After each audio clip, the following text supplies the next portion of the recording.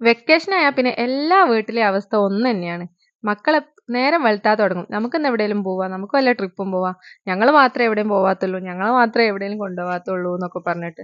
മക്കള് മാത്രല്ല ട്ടോ. മക്കളെ കൂട്ടത്തില് നമ്മളെ ഉമ്മമാരും കൂടും. എന്നിട്ട് നമ്മളെ ഉപ്പമാർക്ക് ഒരു സമാധാനം കൊടുക്കൂല ല്ലേ?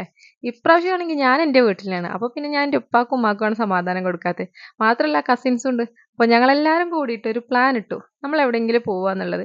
ഈ ചൂട് കാരണം നമുക്ക് അധികം ദൂരത്തൊന്നും പോവാൻ പറ്റൂല. അപ്പൊ നമ്മൾ അടുത്ത് തന്നെ ഒരു അടിപൊളി സ്പോട്ട് ഉണ്ട് നമ്മൾ അറിഞ്ഞുട്ടോ. വലിയ എക്സ്പെക്ടേഷൻ ഒന്നും ഇല്ലാതെയാണ് നമ്മൾ പോയത്. കേരള കൊണ്ടൊക്കെ വളരെ ഫേമസ് ആയിട്ടുള്ള സ്ഥലമാണ്. അതിനൊക്കെ തൊട്ടടുത്ത് അതിന്റെയൊക്കെ ഒരു പാർട്ടായിട്ട് വരുന്നൊരു സ്ഥലം തന്നെയാട്ടോ. ഡ്രീം ലാൻഡ് എന്നായിരുന്നു നമ്മൾ പോയ സ്ഥലത്തിന്റെ പേര്. അവിടെ അടിപൊളിയായിരുന്നു. നമ്മൾ ചെന്ന് കണ്ടപ്പോഴാണ് ട്ടോ ഉഷാറായിരുന്നു. നമ്മളെ മക്കൾക്ക് കളിക്കാൻ പറ്റുന്ന ഒരുപാട് കാര്യങ്ങൾ അവിടെ ഉണ്ടായിരുന്നു. പുതിയതായിട്ട് ഓപ്പൺ ചെയ്തത് കൊണ്ട് തന്നെ എല്ലാം നല്ല ക്വാളിറ്റിയോട് കൂടിയിട്ട് തന്നെ ഉണ്ടായിരുന്നത് ട്ടോ. പിന്നെ ഒരു കാടിന്റെ നടുക്കായിരുന്നു. യാത്ര അടിപൊളിയായിരുന്നു. കാട്ടിലൂടെ പോകുന്ന പോലെ